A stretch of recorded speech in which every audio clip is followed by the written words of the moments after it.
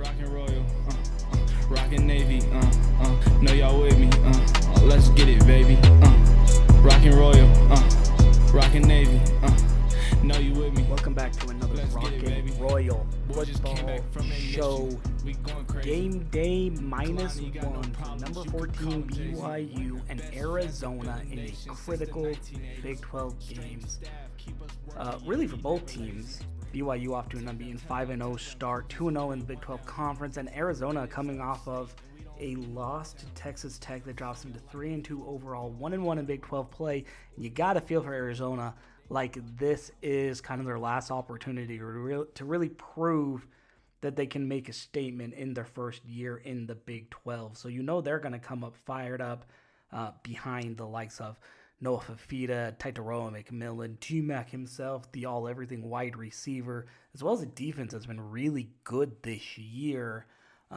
As always, I'm Sean Walker from KSL.com, covering all things BYU and the Big 12 Conference for KSL.com. And I am not the largest media outlet covering the Cougs this weekend. That honor goes to the good folks over at Fox and Fox Sports Broadcasting as they bring in the national pregame television show Big Noon Kickoff for its first ever trip to the state of Utah, to, as the locals around here like to call it, the right side of the Rocky Mountains. Yeah, you know what I'm saying, Colorado. What's up? No, I'm just kidding. I love my folks in Colorado, but this is a pretty historic moment for Fox, for Big Noon Kickoff, for BYU, for the entire state of Utah. And I thought it was pretty cool, so I actually stopped by rehearsal on Friday to talk a little bit with some of the hosts and analysts on this program to get their flavor of this BYU football team. And the number one thing that kept coming up was story. What a great story it is. The head coach Kalani Sitake and the Cougars have put together 5 games into the season to still be 5-0, 2-0 in Big 12 play, like we mentioned, and they look like they could be contenders in a wide-open Big 12 conference right now, which nobody picked, nobody expected, nobody saw coming, at least certainly not outside of that BYU locker room. But that's the beauty of college football, isn't it? The beauty of college football is there is always somebody, there's always a team, there's always a player that captures our attention that you don't really expect. And on a national scene, that team, at least for the moment, we'll see what happens on Saturday, but for at least for a moment, that team is or should be or could be the BYU Cougars. So we had a really good conversation with Rob Stone, who hosts Big Noon Kickoff every Saturday. That'll go live from the LaVell Edwards Stadium West parking lot at 8 a.m. Mountain Daylight Time. The pit will open around 6 a.m. I think 6:30, 6:15, 6:30. You're probably going to want to get there a little bit beforehand to make sure you get in line and you can actually get inside of the pit for this occasion if you do want to be there.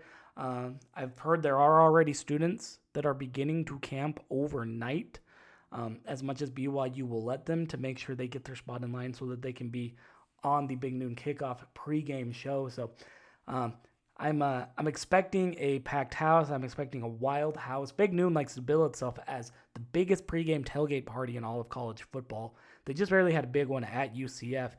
And when we talked to some of the analysts, Brady Quinn and Mark Ingram II in particular, they both expected BYU to really bring the juice and to turn it up, as Ingram liked to say. The party atmosphere in Provo, to really show Fox what they're up to. So we're going to get out to our conversation with them, as well as the host of Big Noon Kickoff and a good personal friend, one of the good dudes in all sports media, Rob Stone, right here on the KSL.com Rockin' Royal podcast feed. Let's get it. Let's get it. It's so good to be here, and I mean that honestly. We love showing up in new locations, and you know the story coming out of Provo this year is fantastic and underrated, just like the conference. So, you know, we enjoy spreading the gospel, if you will, of college football to different spots that maybe aren't getting the attention that they deserve, and clearly BYU is one of those programs this season. like the Big 12's the league as a whole that doesn't get as much attention? 100%. We were talking about this earlier today that, so much love and attention, and rightfully so, goes to the SEC and the Big 10. But if you look at the Big 12 top to bottom, you're saying this may be the most compelling conference out there. And there's, more than just a handful of teams that are ranked this year. There's more than a couple teams that are undefeated. So I think some of the best storylines that the nation doesn't know about are courtesy of the Big 12 this season. What's it been like watching BYU? Surprise, you mentioned this, but kind of be the surprise team so far. Yeah, from unranked up to number 14. And listen, I'm a sucker for the underdog, and I think BYU and the Big 12 are kind of underdogs naturally in the college football pecking orders. So to see a team that was picked 13th in the Big 12 in the preseason to move up to number 14 in the nation, it's awesome, and it should be honored. And they've clearly done it, and they've earned it, and they have a big stage Saturday to continue to push that narrative. Why do you think they've been able to do that? Because, like you said, they didn't get a lot of respect coming in. Well, I think sometimes you use that lack of respect as motivation, and I think Kalani knew as well how good this team was. And you know what? You want to let people dampen our story? No problem. That's a narrative that's easy to build some momentum around. Nobody believes in us, right? They don't believe in us. They don't believe in us.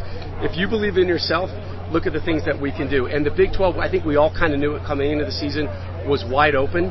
So why not BYU? In your broadcasting career, have you crossed paths with BYU sports much? I have. A couple decades ago, I remember doing a game when I worked for ESPN back here. It doesn't resonate. It wasn't during one of those Ty Detmer type seasons. Mountain West, like a weeknight game. Yeah, it was like a random BYU. Colorado State, I believe. I feel like maybe you know the answer, and I don't. I think that's what now it's coming to me. Yep. I don't remember, but I think it kind of goes to the BYU narrative that if you talk BYU, you're saying elite quarterbacks, right? 12 All-American quarterbacks have come through here. They produce volumes and volumes of offense. But the narrative this year is, they can still do that, but it's the defense. And it's the defense that's not getting enough attention, that's getting them up to this point inside the top 15, and it's getting them to the point where they are an absolute contender to win the Big 12, and by the way, get themselves into the college football playoffs. To use the term preaching the gospel. I don't mean that in a religious way, but but it makes sense, obviously, it resonates for sure it is here. But I just wanted to ask, in terms of Big Noon Kickoff, you guys talk about going all over the country. What do you want this to be for Cougar fans? I want this to be filled with humans and energy and fun and excitement.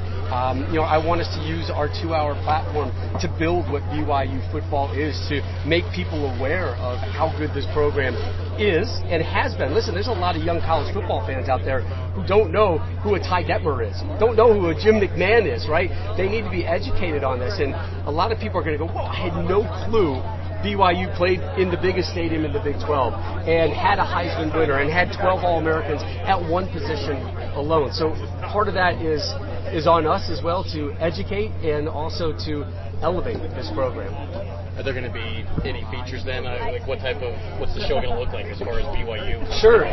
Well, Kalani Sitake is going to join us live, and we're going to give him the stage and let him talk all things BYU. We're talking about the quarterback situation is here. We're leaning in to Cosmo. Cosmo is all over our show. I threw out this Cosmo idea probably in the preseason, like, hey, if we ever get to BYU, take a look at this Instagram post. We might have a spot for Cosmo and the push-up thing he was doing where he was jumping up levels. And I got an immediate response from our bosses. Next thing I know, Cosmo's in like 3 segments. He's starting our show and he's closing our show. So prayers up for Cosmo. I hope he delivers. That's good content right there. Yes, Cosmo never fails, right? Yeah, he's coming in from upstairs, and there's fire involved at the end. So stick around for Cosmo. Let's just say fire extinguishers are on the standby for Cosmo tomorrow. How big of a party is Big Noon Kickoff? Because it seems like every week you guys are just in a band. The party is as big as you want it to be, and we really mean that. If the student body and the fans come over and they are screaming and yelling for 2 hours, the 5 of us up on the set will just sit there and listen to it and take it, and I'll try to get us to a commercial, and then we'll come back. If they're still screaming and yelling and chanting, we take it. So we are here to give you guys a borderline infomercial, right, to talk about college football, but also to talk about the program that we're at, and particularly when it's a program that's undervalued like at BYU, we embrace them just a little bit more. wanted to ask a big picture along those lines. What do you feel like BYU's role as a religious-based institution is in the modern day of college football, when so much seems to be about money and other things? It's a rarity for sure. It's an outlier. And I don't think enough people know about it. I've got kids in high school that don't really know what a BYU is. Like, deep down, what is all about this institution and their beliefs and how they go about things. So it's a complete outlier, particularly when you're talking about the upper echelon of athletics, where so much is, the transfer portal and NIL. People don't understand maybe the Polynesian pipeline that exists here in the Beehive State. They don't understand what a mission is. And then you're combining that with elite athletics, obviously not just on the football level, but basketball and other sports as well. So to me, it's a very unique outlier that should be preserved. Rob? Yes, ma'am. How big do you think this upcoming matchup between Utah and BYU will be in the stakes of the Big 12 standings? This is a potential speed bump for BYU, and if they can cruise right over it and not spill anything, I think the narrative for BYU continues to grow and gets more and more momentum. And, why not BYU? I know Steve Young basically kind of said the same thing this week, but why not BYU, right? You look at the Big 12, which is wide open. You can get yourself to that Big 12 championship game. You can get yourselves into a playoff position. At that point, why not BYU? You should all be believing that this has the potential. The 5-0 start is a great start, and they put themselves in a position to be in the conversation. Now that people are starting to talk about them, and we're coming here to give them a 2-hour infomercial, they need to deliver, and they know that. It's awesome. I will say this, though. I had some bad memories from the last time I was here in 2004, so I still remember that loss. That one hurt. I'm pretty sure Brady Quinn had a huge game, which we've kept in touch to this day. But, no, it was beautiful. I remember this is like one of the only places I brought a camera. I took pictures and everything else when we first walked on the field. It's just a scenic place. The fan base and the crowd's wild, so it should be a fun environment tomorrow. I was going to ask you if you've been back to the Title IV game. No, I've been to Salt Lake. I've been, obviously, Utah. I've not been able to come back to BYU, though. What's it been like watching BYU have the success unexpected for a lot of people so far this year?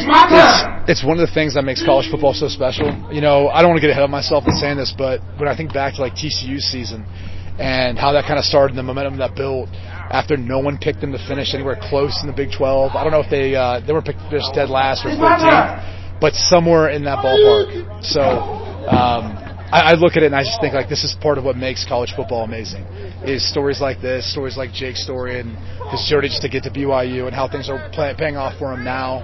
I had the opportunity, I think, to call Kalani's first game as a head coach, and seeing how much he's grown as a head coach from now to then is it's pretty special. What comes to mind when you think of BYU's quarterback history and is Jake adding to that? It's a rich history. I think you look through the years and guys that, like, I grew up watching, obviously Jim McMahon, Steve Young. I remember guys who were contemporaries like John Beck and him kind of slinging it around. But he's bringing kind of his own spin on his own style. Obviously he has a unique background, and I kind of talked about just the path and journey to get here. And it's cool to watch him play, the way he works within the system, spreads the ball throughout. Everyone kind of plays part of the offense. Obviously he's leading them in rushing right now. I'm not necessarily sure that's how they'd want it to be, but at this point in time it seems like he's willing to do whatever it takes to help them win. Does Utah ever surprise you? I mean, we're literally like on a mountain right now. No, it's incredible. It's so beautiful out here. We were all like saying, I wish we could all fly into Salt Lake, drive up here to Provo, and be able to spend time like this, because it's one of the more like laid back, relaxing kind of times until you get to the game. And then I try to explain to people. Matt's played here too.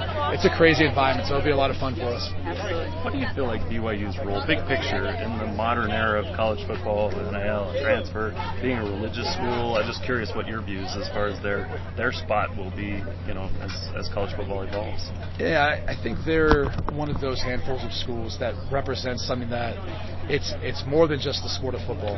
It's what they stand for. It's a spirituality or a sense of belief. I obviously kind of draw close to that because of my ties to Notre Dame and where everything's going right now. I think, to me, like, they're easy to root for.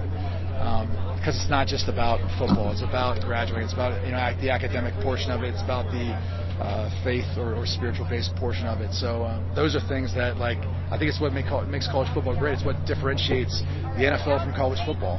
And it's for a lot of these young people too. It's this time in their life where they're growing and developing, maturing into something. It's a little different to the pros, they're finished products. So all those things are kind of like mixed into one when you talk about college football. And BYU, Notre Dame, there's a few other schools, you get on to TCU, Baylor, some of the places where they'll say a prayer before a sporting event. It kind of makes you reflect back on like what this is really all about. What have been your impressions of Kalani? I remember you called, I think it was BYU Washington in 2018. Yeah. They took a beat down, but it kind of evolved since then. Your impressions of how he settled into the job? I think every team usually embodies with their head coach, their personality. And I think you can see the fiery side of him, the passionate side. I think this team plays for one another. I kind of talked about whether it's by design or it's just how it's worked out, just the unselfishness of this team and how, 15 different guys have scored touchdowns. You look defensively, the way they play together, they rally the football, the way they are up front. I mean, this is an experienced group that's played together, and you get a sense for that watching how they play with the effort they play with. So that to me is the ultimate compliment to a head coach because it embodies, I think, what he exudes as a head coach out there for everyone. What do you make of this matchup, I guess, on the field? It feels like two teams that kind of have a lot to do with their quarterback in both Retzlaff and Fafita in some way. Yeah, I think that's a fair way of putting it. I also think you could step back probably before the season and look at both and say Arizona was probably one of those teams, I think you look at the way they finished last year, despite even the coaching transition, that they were looked at as one of the top teams, and with Noah coming back and T-Mac coming back, retaining some of those guys through the coaching change, there was a little higher expectations and not as much for BYU. So it's kind of a tale of two seasons where you have this team that's maybe on one of those magical runs that you tend to see in college football and sometimes at BYU. And for Arizona, they're just trying to hold on because you lose this one, all of a sudden things start to kind of fade away quickly for you. And I think, unfortunately, the defense isn't playing up to where they were last year. Outside of T-Mac, they don't have a ton of other weapons that really, I think, warrant your attention defensively or make you really concerned. So because of that, I think it kind of sets up to be a really interesting matchup for a team that's kind of carrying on with maybe one of those, again, magical runs, and another team that's just trying to hold on for dear life to stay in contention for things. Was the last, when you played here last, was that the last time you were in Provo? Yeah. Okay, yeah. Cool. Just wanted to clarify before. It was like, it's the first time he's back sorry, here. No, last time, 2004. I think we lost by a field goal. 2017. Yeah, we were, I will admit this, we got creamed by Michigan my freshman year. And I remember leading up to in training camp, we had done a lot of stuff for Michigan week 2. And I think to some degree we overlooked that BYU team. And we got in there and they were running the 3-3-5 defense. And the receivers weren't sure what to do, weren't sure who to block. The linemen didn't know who to block. There's also different pressures and coverages, things. We're trying to figure it out on the sidelines. It was too late. So it was a credit to them back then for the way they played. But we got them back in 05 when they came to our place. You noted Brady Quinn. You guys had some back and forth about that, even all these years later. Yeah, he's my guy. He's my guy. I think my freshman year when they came to South Bend, he fish hooked me. I always like to say Brady played very spirited. Some would say that maybe also means dirty, but no, he ended up going up and playing Green Bay with my brother-in-law, so I got a chance to go see him whenever I go up to Lambeau. And Brady's just a character. He's one of the greatest people you'll ever come across. You obviously want him on your team, that's for sure. You don't have to play against him. So, what are you expecting out of this atmosphere from the crowd tomorrow? I mean, the last Big 12 crowd was UCF. That was a big party. I mean, what are you guys kind of expecting here at a faith-based school at BYU? Yeah, it's something similar in their own way. Look, I think that's what it comes down to for BYU is show them how you do it in your way. That's what this is all about. We try to travel across the country, touch different campuses, different student bodies, and let them tell their story. So that was UCF, so we're excited to see what BYU's story is going to be. Well, I just got here, and I mean, look, it's just beautiful. Look at the views, beautiful people, the weather's immaculate. I've only been here for a couple hours, but I'm enjoying my first impressions. Yes. What did you hear about coming to Provo? What did you hear about the experience of coming to a football game here? I heard that it's turned up. I heard that it's lit. That's why Big Noon is here. That's why I'm here, because we love where the energy is. And I heard y'all have big energy, so I can't wait to see the energy tomorrow morning. You've been watching BYU cheer from afar this season. What have you seen from it so far? I think this is a team that has just a great identity. Like, they play tough defense, they special teams, offense with the Q, runners, receivers, they get it done. Just a very well-rounded team, obviously extremely well coached, and I think that's why they're undefeated. And they turned this thing around from last year.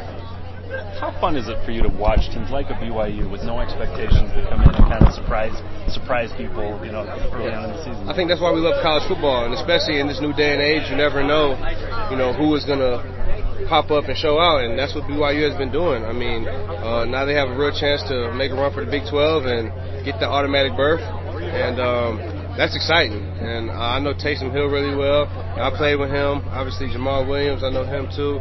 Fred Warner.